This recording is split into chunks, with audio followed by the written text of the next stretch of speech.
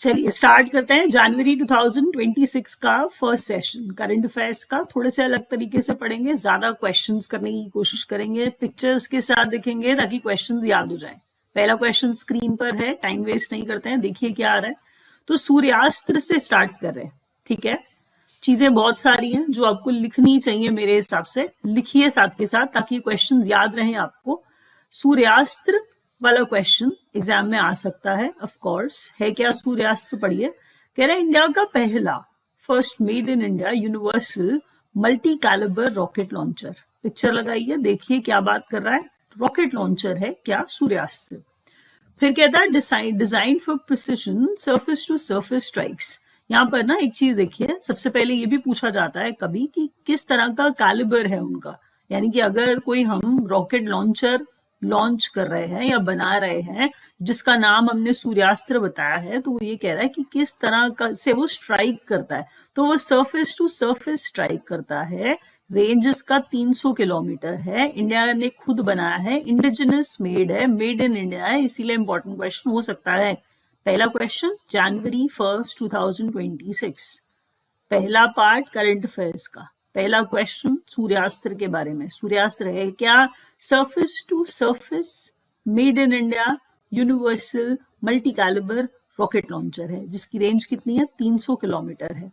अब जब नीचे जाएंगे, एक क्वेश्चन और सुनिए, ध्यान से सुनिए, जो अच्छा क्वेश्चन है, पक्का से आने वाला टाइप का एग्जाम का क्वेश्चन है। कह रहा है अगर एक्सपोर्ट प्रमोशन मिशन है एमएसएमईज के लिए, मोटे तौर पे एमएसएमईज के लिए, और भी थोड़ी बात की जाती है कि लेबर इंटेंसिव जो काम किए जाते हैं, मतलब कुछ कुछ और सेक्टर्स के लिए भी बात की जाती है, बट मेजरली जो बात की जाती है वो एमएसएमईज के लिए, यानी कि माइक्रो स्मॉल मीडियम एंटरप्राइजेस के लिए।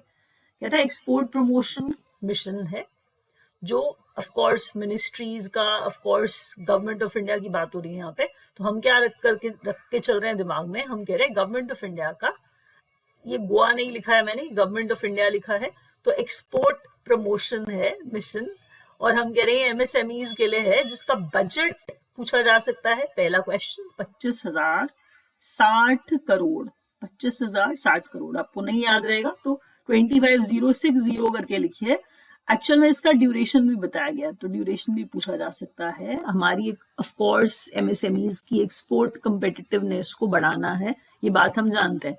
एक्सपोर्ट प्रमोशन मिशन है, एमएसएमईज के लिए है, जिसके अंदर बता रहा है कि 25,060 रुपए, लगभग 25,000 करोड़ इसका बजट है। इसका पीरियड बताया गया है कि इस पीरियड में हम इनकी मदद करेंगे, किस किस तरह से करेंगे। इसके अंदर ना 2 सब कैटेगरीज या सब स्कीम्स बनाई गई है। पहले सुनिए, स्कीम का नाम है एक्सपोर्ट प्रमोशन मिशन, ठीक है। एमएसएमईज के लिए मोटे तौर पे गवर्नमेंट ऑफ इंडिया ने लॉन्च किया था। हम कह रहे हैं इसका पीरियड बताया गया कि 25-26 से 30-31 तक का ये टर्म है इसका, ये ड्यूरेशन है, ये टेन्योर है। इस दौरान इतना खर्चा करके हम इनकी मदद करने वाले। अब करना क्या है, to strengthen India's export competitiveness. लेकिन कहता है इसके अंदर जो 2 सब स्कीम्स हैं वो भी उतनी ही इंपॉर्टेंट है। नाम सुनिए, कहता है निर्यात प्रोत्साहन। ऑफ कोर्स इसमें पैसा देकर के मदद करेंगे, जो निर्यात कर रहा है, जो एक्सपोर्ट कर रहा है, जो बाहर देश से भेज रहा है। देखिए नए लोग भी ये काम शुरू करते हैं, एमएसएमईज भी ये काम करती हैं, यानी कि एग्जिस्टिंग जो होते हैं वो भी ये काम करते हैं, निर्यात करते हैं, एक्सपोर्ट करते हैं। तो एक्सपोर्ट प्रोत्साहन स्कीम जो है, जिसमें फाइनेंशियल सपोर्ट दिया जाएगा, और सब स्कीम निर्यात दिशा के अंदर सिर्फ दिशा ही दिखाई जाएगी, वेली मतलब नॉन फाइनेंशियल सपोर्ट है, इस तरीके से याद करिए। तो हम क्या कह रहे हैं, एमएसएमईज एक्सपोर्ट जो है हमने इसको बढ़ावा देना है मोटे तौर पर। इसका बजट एग्जाम में आ सकता है एक्सपोर्ट प्रमोशन का 25,060 करोड़। टर्म इसका एग्जाम में आ सकता है 25-26 से 30-31 तक। ऑफ कोर्स उनको एक्सपोर्ट में मदद करनी है, एक्सपोर्ट कम्पिटिटिवनेस बढ़ानी है। इसके अंदर 2 नई स्कीम्स, यानी कि 2 सब स्कीम्स जो जोड़ी गई हैं, वो है निर्यात प्रोत्साहन और निर्यात दिशा। दिशा में पैसे नहीं मिलेंगे, पैसे वाली मदद नहीं मिलेगी। निर्यात प्रोत्साहन के अंदर ऑफ कोर्स फाइनेंशियल सपोर्ट मिलेगा, ठीक है। पहला क्वेश्चन किसके बारे में था, कौन सा रॉकेट लॉन्चर था, और दूसरा क्वेश्चन एमएसएमईज वाला किस बारे में था। क्या ये क्वेश्चन इंपॉर्टेंट ज्यादा है? ऑफ कोर्स लग ऐसा ही रहा है। पढ़िए जरा क्या क्वेश्चन है, किस बारे में। ये क्वेश्चन एक्चुअल में द्रौपदी मुर्मू हमारी प्रेसिडेंट है, वो खुद ट्राइबल बैकग्राउंड से हैं, आप जानते हैं, तो उनका सफर सोचिए कि एक ट्राइबल बैकग्राउंड से है और उनकी किताब यानी कि वो जब पहुंची ट्राइबल बैकग्राउंड से सीधा प्रेसिडेंट हाउस, तो उसके दौरान उन्होंने कितना स्ट्रगल देखा होगा। तो किताब तेलुगु में लिखी गई है, अग्नि सारासुलु विकासीन चिना कमलम। कमल के फूल में बैठी हुई दिखाई जाती हैं द्रौपदी मुर्मू इसके अंदर। पिक्चर्स बहुत मदद करेंगी, थोड़ा सा धीरे चलिएगा क्योंकि इतनी चीजें जब याद करनी होती हैं। मैं आपको ये भी बता दूं, लैंग्वेज भी तो पूछी जा सकती है। अगर कोई कह रहा है कि उन्होंने विशाखापट्टनम में, या फिर हम कह रहे हैं उन्होंने ये वाली किताब जो है, जो उनके खुद के बारे में है, उनकी खुद की लाइफ के बारे में है, जो लॉन्च करी है, तो आपसे भाषा पूछी जा सकती है ऑफ कोर्स। तो आपको सारी चीजें याद रखनी है। पहला क्वेश्चन सुनिए, द्रौपदी मुर्मू देश की प्रेसिडेंट, राइट, ट्राइबल बैकग्राउंड से आप जानते हैं, तो हम कह रहे हैं ट्राइबल ट्राइब से सीधा प्रेसिडेंट हाउस में पहुंची, लेकिन उस दौरान जो उन्होंने टाइम देखा, ड्यूरेशन देखा, क्या क्या गो थ्रू किया उन्होंने, क्या क्या चीजें थी जो उन्होंने एक्सपीरियंस करी, सब उनकी लाइफ के बारे में लिखा गया। तो तेलुगु में किताब लिखी गई है जो विशाखापट्टनम आंध्र प्रदेश में रिलीज की गई है, जिसका नाम अग्नि सारासुलु विकासीन चिना कमलम है। मुझे लगता है याद हो जाएगा। अगला क्वेश्चन देखिए, ये सेम वीडियो आपको इंग्लिश में भी मिलेगा। अगर आप इंग्लिश वाला वीडियो देखना चाहते हैं वो भी देख सकते हैं, English medium is also available. ध्यान से देखिएगा, प्लीज लाइक का बटन जरूर दबाइएगा। मैं इतना उम्मीद अपने बच्चों से जरूर करती हूँ कि वीडियो देख रहे हैं, इंपॉर्टेंट क्वेश्चन पढ़ रहे हैं, कम से कम लाइक का बटन जरूर दबा के जाएंगे। चैनल को सब्सक्राइब नहीं किया, पहली बार आए तो सब्सक्राइब भी कर दीजिएगा। वर्ल्ड हिंदी डे है। अब यहाँ कंफ्यूजन है बच्चों की सितंबर वाली। आप एक काम करिए, सितंबर में कौन सा दिन है जो हिंदी दिवस के रूप में मनाया जाता है, वो जरा मुझे लिख करके कमेंट सेक्शन में बताइए। इतना तो आपको आना ही चाहिए अगर आप तैयारी कर रहे हैं तो। पहला क्वेश्चन, हिंदी दिवस पे जो हम पढ़ते हैं वो है वर्ल्ड हिंदी डे। एक्चुअल में पहले तो ये वर्ल्ड हिंदी डे है, ये नेशनल हिंदी दिवस हमारा वाला नहीं है।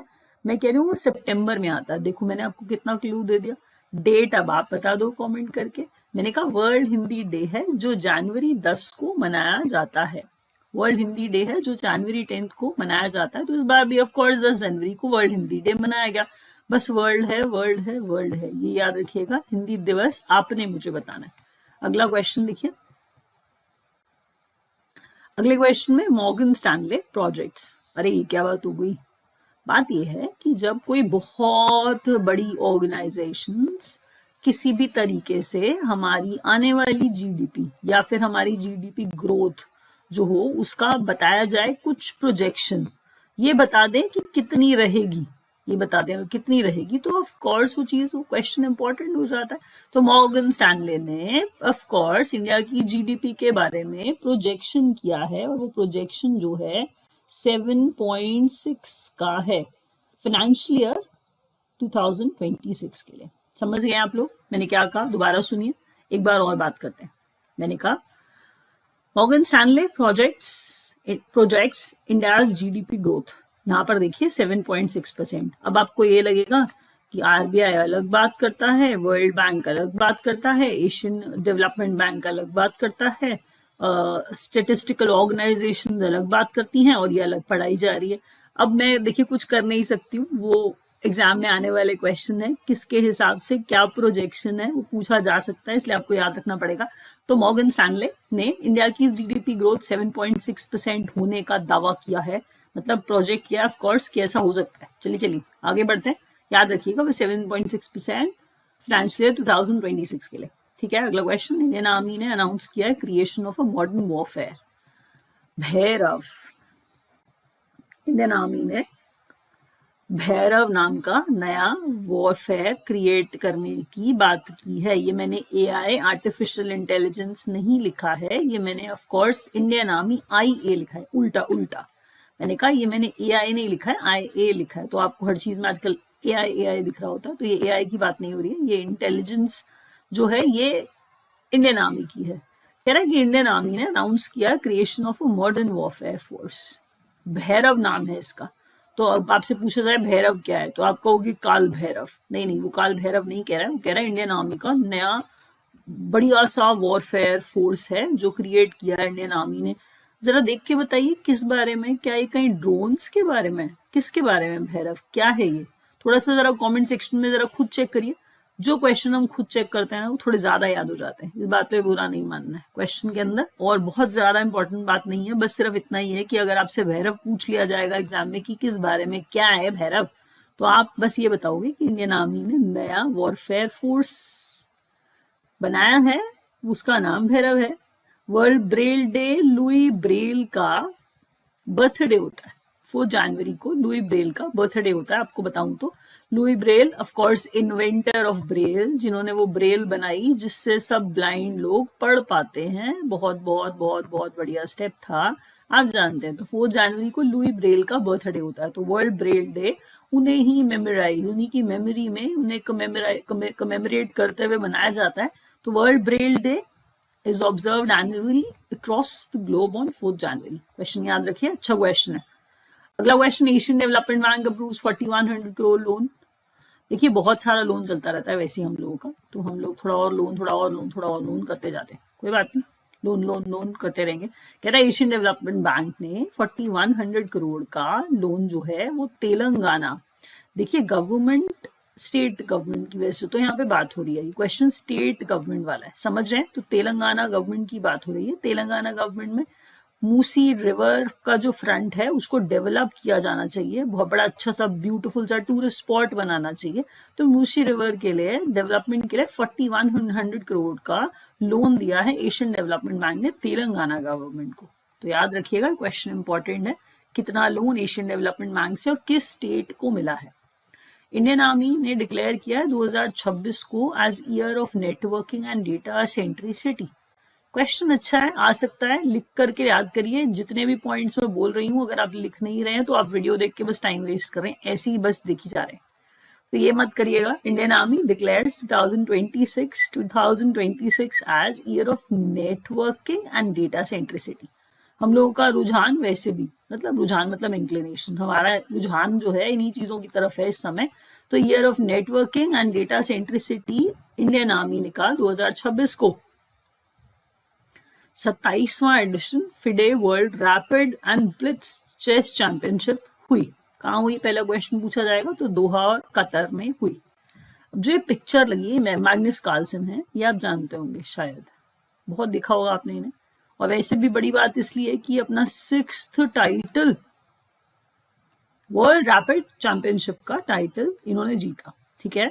नॉर्वे से है ये, इसीलिए नॉर्वेजियन जीएम ग्रैंड मास्टर मतलब मैग्नस कार्लसन लिखा है। दोबारा सुनिए क्वेश्चन क्या है, इतनी सी डिटेल कि 27वें नंबर का फिडे का rapid chess championship Doha Qatar में हुआ। ये एक कंप्लीट क्वेश्चन बन सकता है, आपको कुछ डिटेल देके कुछ पूछ लेगा आपसे। तो दोहा कतर इसका वेन्यू था, फिडे का वर्ल्ड रैपिड चेस चैंपियनशिप हो रहा था, ग्रैंड मास्टर मैग्नस कार्लसन जो नॉर्वे से हैं फिर से जीत जाते हैं 6ठी बार, मतलब 6ठा वर्ल्ड रैपिड चैंपियनशिप टाइटल है। तो आप जानते हैं वैसे ही बहुत बड़े, तो बहुत ही बड़े हैं, तो बहुत सब कुछ जीतते रहते हैं। अब अगला क्वेश्चन बड़ा इंपॉर्टेंट है, कहता है कि appointment committee of the cabinet ACC जो अपॉइंट करती है लव अग्रवाल को, ठीक है, जिसने अपॉइंट किया लव अग्रवाल को एज डायरेक्टर जनरल, ठीक है। Appointments committee of the cabinet ACC ने लव अग्रवाल को डायरेक्टर जनरल किसका, directorate general of foreign trade का, मिनिस्ट्री ऑफ कॉमर्स के अंडर जो है directorate general of foreign trade है, उसका डायरेक्टर जनरल लव अग्रवाल को अपॉइंट किया गया है। रविंद्र कुमार चेयरमैन है, किस तरह के चेयरमैन, क्या बात चल रही है। तो ये question food corporation of India वाला है, अगर आप ध्यान से देखें, मैं नीचे आपको थोड़ा पिक्चर स्क्रॉल करके दिखाती हूँ, देखिए अगर आपको दिखाई देता है तो मैं कह रही हूँ फूड कॉर्पोरेशन ऑफ इंडिया है, रविंद्र कुमार अग्रवाल हैं ये, इन्हें चेयरमैन एंड मैनेजिंग डायरेक्टर समझिए कि इस तरह से अपॉइंट किया गया है। यहाँ से अगर नहीं पढ़ पा रहे हैं छोड़ दीजिए, कोई दिक्कत नहीं है, एसीसी ने अपॉइंट किया उससे क्या फर्क पड़ता है। तो लव अग्रवाल है, ये डायरेक्टर जनरल है किसके, डीजीएफटी के, जो ministry of commerce and industry वाली, और हम कह रहे हैं एफसीआई जिसके पेपर आप देते हैं, जिसकी एग्जाम की आप तैयारी करते हैं, जो एग्जाम निकालती है फूड कॉर्पोरेशन ऑफ इंडिया, उसके अंदर सीएमडी कौन है, रविंद्र कुमार अग्रवाल, ठीक है। लव अग्रवाल है और वो रविंद्र कुमार अग्रवाल है, तो अग्रवाल हैं, बस याद रखिए। तो दोनों अग्रवाल हैं, एक डीजी है डीजीएफटी का और एक एफसीआई का सीएमडी। अगला क्वेश्चन, मिनिस्ट्री ऑफ डिफेंस ने 2 डिफेंस प्रोक्योरमेंट कॉन्ट्रैक्ट्स जो हैं 4,666 करोड़ के साइन किए। तो आप कहेंगे इसमें क्या बड़ी बात है? बात यह है कि किस बारे में है ये, क्या लिया जा रहा है, क्या प्रोक्योर किया जा रहा है, किस चीज का एक्विजिशन। अच्छा सुनिए, हमने अगर मॉडर्न वॉरफेयर की बात करनी है, मिनिस्ट्री ऑफ डिफेंस है तो हम मॉडर्न वॉरफेयर की बात कर रहे हैं, ठीक है। हम कह रहे हैं 2 डिफेंस प्रोक्योरमेंट जो 4,666 रुपए में एक्वायर किए जाएंगे, बनाए जाएंगे, खरीदे जाएंगे, तो इतना पैसा हम लोग उस पर खर्च करने वाले हैं। लेकिन उसमें हम डाल क्या रहे हैं?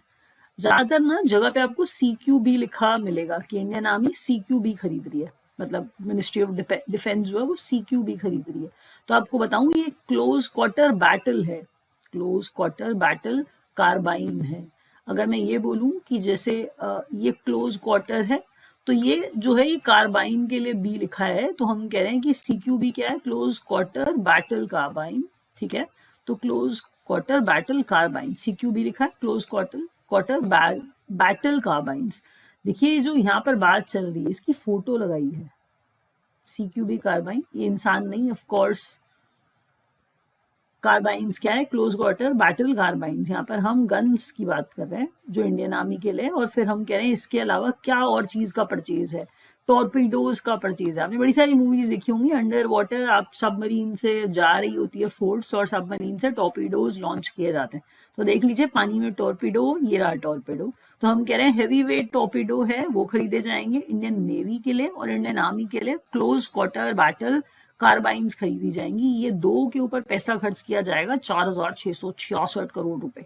मिनिस्ट्री ऑफ डिफेंस ने of course 2 defence procurement contract जो है वो साइन किया। काम्या कार्तिकेयन के बारे में आप बहुत सुन चुके होंगे, पहले ही सुन चुके होंगे।